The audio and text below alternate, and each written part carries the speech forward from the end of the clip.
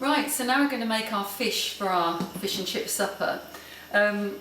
We prefer breaded fish or crumbed fish, so that's what we're making, and we're going to cook it in the oven so we can convince ourselves it's slightly healthier.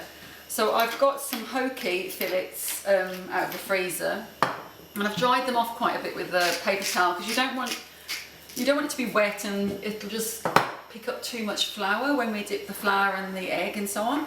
So I've put salt and pepper on both sides. I've got gluten-free flour in here because that's our preference, but you can use any flour. And then we've got a couple of eggs there beaten, and then I've got some breadcrumbs that I had. You can always break your own bread down into breadcrumbs. And I've stirred in a teaspoon of parsley there.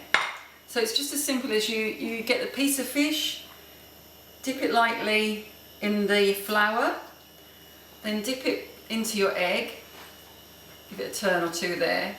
Make sure you drain off all the excess because we don't want it all everywhere. And then roll that through the breadcrumbs. That's it, and drop it onto the tray and repeat.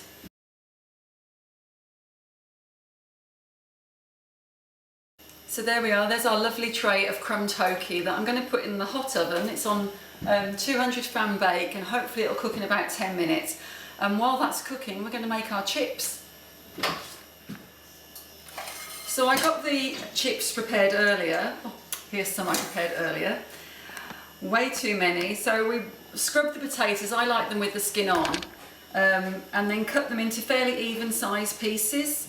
That way they cook better, you know, they'll all cook at the same time. And then I've pre-boiled them. I just had a pot of boiling water and dropped them in for 3 minutes, salted water. And then I got them out and dried them all on the tea towel so they're not all soggy and yucky. And now we're going to just put some portions into the deep fryer, which ta-da! If you haven't got a deep fryer, you can use a heavy base saucepan like that one. If you can pass it to me, please. Glug, glug, glug, glug, glug. It was mid washing up. So it's just a heavy base saucepan, and then you'll be able to see into that one quite clearly. So just fill it to about halfway with oil, because you know when the oil gets hot it's going to bubble up when you put the chips in. Thank you.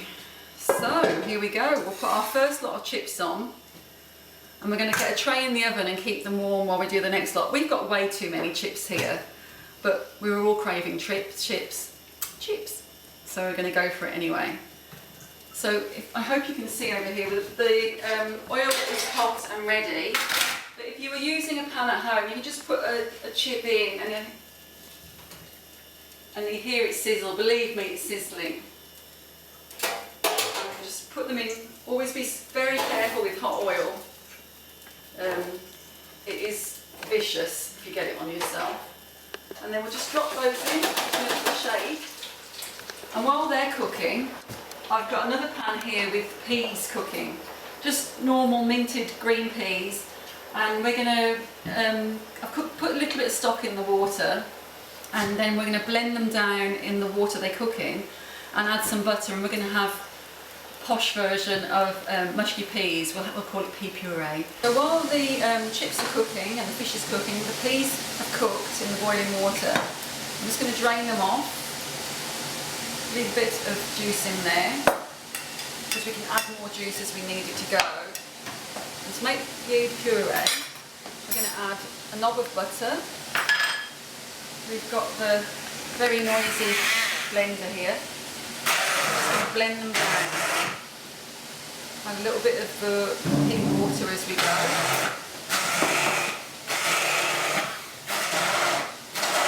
So it's going to mush it up nicely.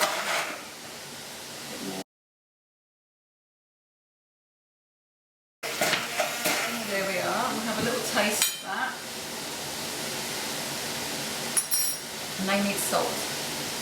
Oh, let's have a disaster. Lots of salt for peas and some pepper.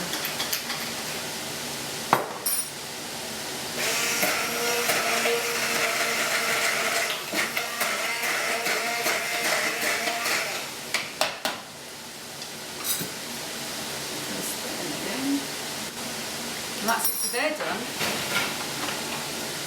And here's our fish that we've been making, and I'm just going to just turn them over halfway through the cooking, try and get them nice and even on each side, and they've coated beautifully. And this is the point now where you can get somebody to set the table, or if you're going to sit out in the garden, have it ready to eat, get the plates ready, because we're not going to be very far away at all.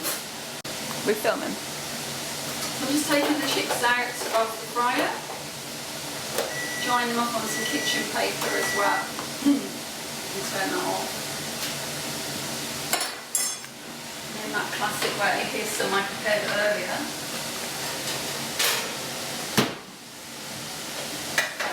Shape those and add them to these.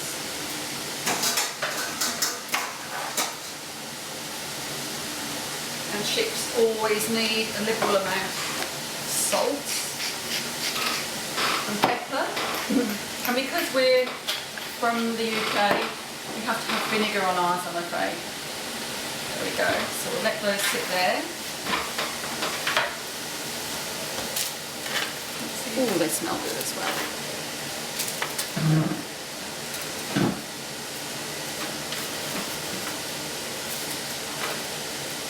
It's enough for one there, I think. And then I'm just going to get our fish out. So that's cooked for about 10 minutes on each side.